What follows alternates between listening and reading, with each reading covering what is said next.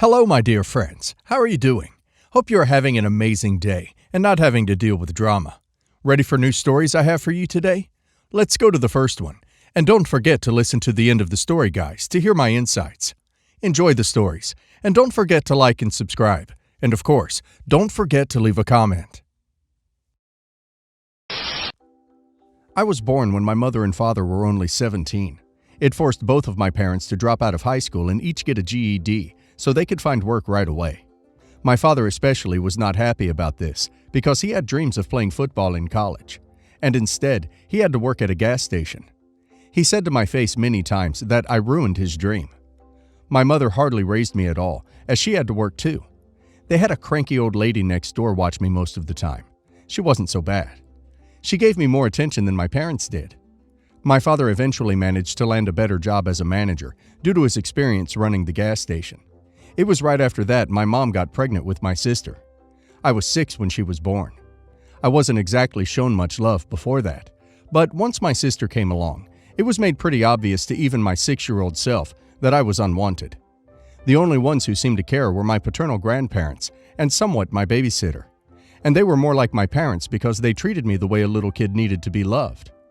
We lived in a 2-bedroom apartment, and as my sister got older, it went from me sharing a bedroom with her to me kicked out of the room entirely. I slept on the couch for 2 years, and I barely had anything to my name other than clothes, school supplies, and an old Game Boy. When I was 10, my parents decided they were going to move away, but this move did not include me. I ended up actually being fine with this, as my grandparents had agreed to take me in. My life was instantly better. I got my own room again, and my grandparents gifted me a brand new Nintendo 64 in 1996. That Christmas, I got a Game Boy Pocket too. And there were a couple of other kids my age in the neighborhood I got to hang out with. We rode bikes, played video games, shot cans with pellet guns, built forts, and got dirty playing in the creek. You know, stuff a normal kid would enjoy. I was finally happy. As time went on, I grew up and eventually moved out, but later moved back in to help my grandparents' house as they were getting old and living off their retirement savings. So some rent money from me went a long way in paying the bills. My grandpa was the kind of person who'd wanted to build a shelter during the Cold War, but never got around to it. He wanted to volunteer for the military in the 60s, but was turned down due to a medical condition and the fact his eyesight was not great. So he focused on saving whatever he thought he needed. He told me many times it was better to have something and not need it than need it and not have it. Our area suffered from numerous power outages in winter due to heavy winds and storms. So having gasoline and propane for heaters and generators was a must. All these saving habits became my own as time went on, because it was better to need this stuff rarely than not to have it at all. Of course, there was the HOA bothering us, but that's its own other story. The problem is, about 5 years back my grandma died suddenly, and my grandpa was heartbroken. He also went about 1.5 years later. Pretty much everything they owned was willed to me. Their savings, their house, their vehicles, their stuff, everything. The house was long paid off, and Grandpa knew how to keep up with its maintenance. In fact, after Grandma died, he kind of doubled down on renovating the place. He had the roof redone, the house was repainted by us inside and out, and we fixed a lot of little things. Grandpa's neighbor George even came by to help redo the plumbing. Ironically, the HOA was rather happy with these changes, because the house didn't look run down anymore. One morning I was fixing breakfast, and my grandpa never came downstairs. You couldn't keep the man from his bacon, so I went to check on him, and he wasn't moving. I called 911 and paramedics came, only to tell me he'd passed in his sleep. My parents made Grandpa's funeral a crap show. They didn't bother to show up for Grandma's. They were too busy, and at Grandpa's funeral they didn't seem to grieve at all. My sister also showed up wearing a brightly colored designer dress, which I wasn't happy about, as it was a church clothes-only function. I noticed my parents repeatedly whispering to each other and glaring at me whenever I looked at them. Come to find out at the will reading that my parents knew that they'd been disinherited long ago for their treatment of me, and they thought it extremely unfair I got everything. They threatened to sue me to contest the will, and I got repeated calls and messages from my father, mother, and sister telling me I needed to do the right thing and give my father what was supposed to be his. I told them all to flake off, in far more unsavory words. My parents ended up taking me to court to challenge the will, but the judge ruled in my favor after seeing the will and hearing us both out. So it wasn't a long drawn-out legal battle. The judge even looked at my parents with absolute disgust after seeing the will and hearing about their mistreatment of me in my childhood. He called my father a terrible parent and that my grandparents were right to disown him. My father just hung his head in silence, but he made sure to stop me outside the courtroom and tell me I was always the biggest mistake of his life, and that if he could go back in time, he'd make sure I never existed. He should have been a football star, and instead, he has to wear a name tag for a 9 to 5. I told him that, mistake or not, Grandma and Grandpa could see what kind of nasty person he was. I didn't ask to be born, and the only real love I ever got was from my grandparents, and he was no father of mine anymore. I got a few more threatening and harassing phone calls, as well as some letters from my parents, all demanding money among other things. But over time, they just stopped because I completely stonewalled them, never responded to the emails or letters, and I stayed silent during the phone calls. A few times, I just left the phone sitting on the counter with them ranting till they realized I wasn't listening. Aside from not getting the house or money, my parents seemed particularly irked that they could not even get a rise out of me. But I was prepared to go to war against them, and they knew it. So in the end, they just left me alone. From what I know looking at Facebook the past decade, my sister tried to get into modeling, got married, had 2 kids, got divorced, and is currently unhappily working a job she feels is beneath her. My mother currently works retail and is also vocal about her disdain of it. Like my father, she peaked in high school. She was a cheerleader back then and even had her old uniform framed on the wall.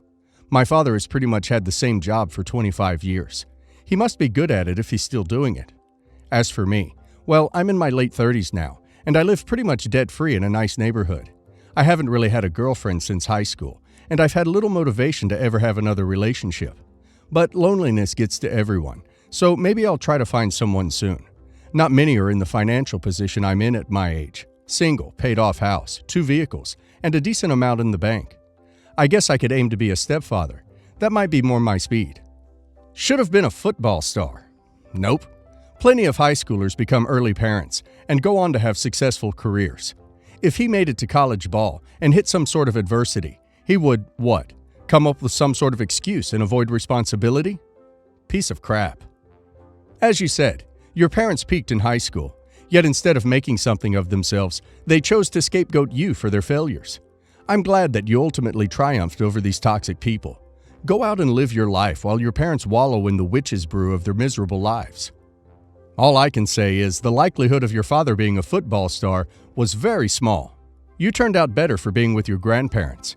It's clear the parents weren't ready to have a kid, and instead of dealing with it in therapy, they pushed it on you.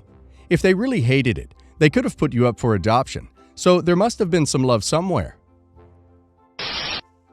I, 38 male, have always enjoyed cooking and baking.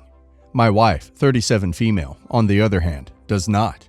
So I do probably 95% of the cooking in our house, and I like to think I'm pretty good at it.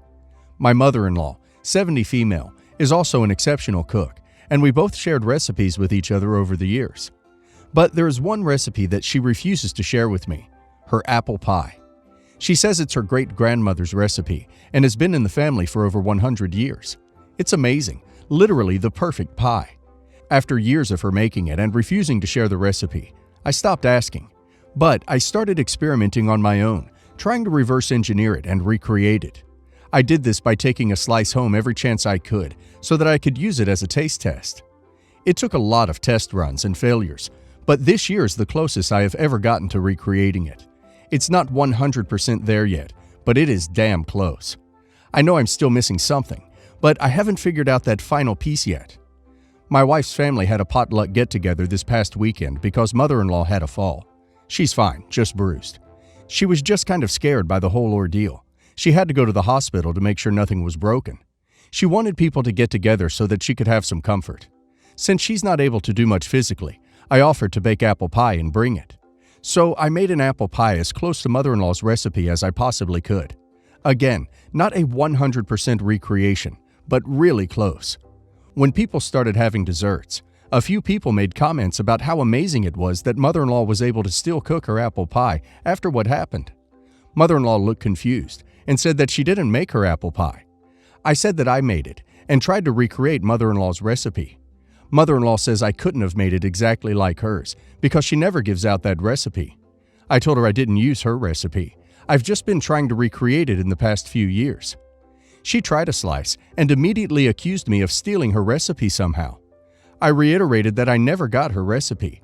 I've just been trying to reverse engineer it and that I know it's close, but it's not there yet and something is still missing. But she was convinced that I stole her recipe somehow, and it started a fairly big argument that ended with me being asked to leave. My wife ended up staying behind to calm things down before coming home. When she got back, she was pissed at me too. She said I should have known better than to bring something like that when mother-in-law is not in good shape. She said I got mother-in-law all wound up and irritated, also that I could try and boost my ego and try to make mother-in-law look bad. She said I should know how much that recipe means to mother-in-law, and that it's one thing to try and recreate it at home, but I was totally in the wrong to bring it to a potluck like that when people are expecting mother-in-law to make the apple pie. Mind you, my wife was 100% aware I was bringing that pie. Edit. I seriously and honestly thought this would be a nice way to honor mother-in-law. There was no malicious intent behind my actions. Some of you are incredibly cynical to attempt to attach desires of revenge or malice when I was just trying to do something nice for mother-in-law when she's feeling down. Clearly my execution was poor and it was received badly, but I had zero intention of showing up mother-in-law or trying to replace her recipe. I was just trying to do something nice. Soft, you're the a-hole. Everyone sucks here. You knew it was a point of pride for her, hence her strange refusal to share the recipe. You should have easily made the next mental leap that bringing her pie to a family event would not be well received. You basically said, "Duck you, I'm getting the recipe anyway." She is definitely the weird one here, but you really should have known not to poke that particular bear. Edited to add, I don't blame you for reverse engineering the pie. I'm a fair cook and consider anything I taste or see to be fair game for me to try. You should have just kept it, the pie, away from mother-in-law. I'm going with you're the a-hole, not because you recreated the recipe, but because you took the pie to the potluck, knowing how much this elderly lady valued and took pride in preparing this recipe for the family. It sounds like this was her one thing. From working with elderly people, I've seen many that feel like their life is over. They have nothing to contribute and feel left out or alone. This was something that made her happy. It was something that made her feel like she was still special, and you had to go and take that from her. You're the a-hole, not for recreating the recipe, but for taking it to a potluck with your mother-in-law's family. That's not cool. You know that pie is her thing. If you want to make it for your own family and friends who won't think mother-in-law was the one who made it. Jim, 36 male, and I, 34 female, have been married for 3 years. Jim's first wife passed away young, leaving Tia, 13 female, and Kieran, 8 male. All are black, I'm white. They're both with us for a week each month and spend the rest with Jim's parents. They're nice kids, but can be difficult. Kieran is okay, just 8-year-old kid issues, but Tia can be overdramatic. We had to stop visiting my parents with them because 2 years ago, she accused my father of doing something bad that could ruin him if the wrong people heard. Just a verbal altercation. I understand she lost her mom and try to be gracious, but sometimes it's hard. My sister Jen visited, and she and I were chatting while the kids were near us. We were chatting up as she lives in Australia, and she starts teasing me. She starts laughing about how I used to be so baby crazy a few years ago, and because she was tomboyish, she thought I was so lame for it, etc. Just sisterly jabs. I was a girly girl all my life who wanted my own babies. I laughed and said no, that dream's gone now, and I don't want kids anymore. She was still teasing me, asked why. I said, well, my dream family can't happen now.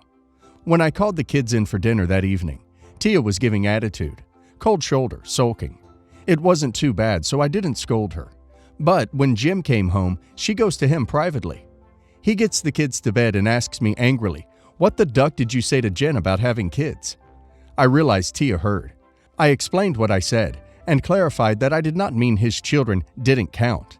He said that wasn't the issue and that Tia was upset by this not being your dream family. I said it had nothing to do with his kids or the fact he had kids. I said Jen was teasing because I'd always wanted my own babies, but I told her I didn't want babies with Jim, which I didn't think was a surprise because he has always been okay that I didn't want bio kids in our marriage. He says he didn't know I always wanted biological kids. He apparently always thought either I didn't want kids or was fine with only them. I said it was my right to choose who I had children with, and he agreed and said of course, and that he was perfectly happy with K and T, but he didn't know it was only after I started dating him that I put aside the bio kids dream. He said, okay, that's okay, and left it. This was last week. Since, Jim has been distant. He's still nice, but more subdued, and Tia has practically been ignoring me. I know that there was something in that conversation with Jen they're angry about, and I'm suspicious Tia may have embellished it to be a race thing, even if Jim didn't say. I just can't understand what else may be wrong. Jim has always been fine with no kids. This is not a revelation. Am I the a-hole for what I told Jen or Jim? And do I ask him? Or find out from Tia if she lied? Edit. On why the kid's custody is as it is. He got full custody automatically, of course, after his wife died. But after we were married, since we both work full-time and their grandparents are near, we decided that they would stay there for most of the month and live with us for a week each month. Their school is way closer to the grandparents' place too, and it's not like he never sees them outside their week. He often drops by his parents' house on his way back from work to drop them food they like, or take them out to films, etc. It's an unofficial arrangement, and everyone's happy. Grandparents dote on them. You're the a-hole. You pretty much implied that Tia and Kieran are the reason you can't have your dream family anymore, and that they aren't your dream family. You then reiterated this point to Jim, who tried to be concerned, and you basically shut him down saying it was your right to choose who you have kids with, which is a bizarre phrase to say to your husband. You're the a-hole, and your husband is the a-hole for not raising his own children. If you wanted a dream family, then you should have married someone without children. And you should quit complaining about the children that came as a package deal with your husband. Just stop. If you can't stop, then this is not the marriage for you. They both sound like normal kids their age who are stuck with a father who can't be bothered to raise them and a stepmother who barely tolerates them. Your husband is distant because obviously you're not child-free. You just don't want kids with him for some reason. You're the a-hole. You said around your children. They're stepchildren, but still yours now. That you didn't want children. Worse, you implied that their existence made your dream family impossible. Then you told your current husband that you wanted bio kids until the two of you got together. How are they supposed to take that? How is he? I wanted kids until I met you?